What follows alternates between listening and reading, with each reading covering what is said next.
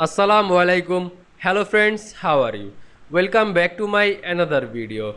In this video, I am going to show you how to create dotted border to shape in Excel. Let's get started. At first, you have to open your Microsoft Excel software.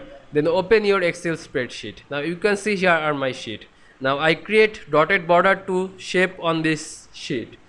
At first, you have to go insert menu. Then you can see here are shapes drop down menu. Then click this shapes drop down menu and choose a shape. Now I choose circle. Draw this circle shape. Then select this shape, then go to shape format menu. Now you can see here are format shapes drop down menu. Click this. Now you can see here are line option. Click this line. Now I choose a line color. I choose red. Now I increase this line white. Now I create dotted border. Now you can see here are dash type option. Click this drop down menu and choose dot, round dot. Now you can see I create dotted border to shapes very easily. I hope you enjoyed my video. Please like, comment, share and subscribe my channel.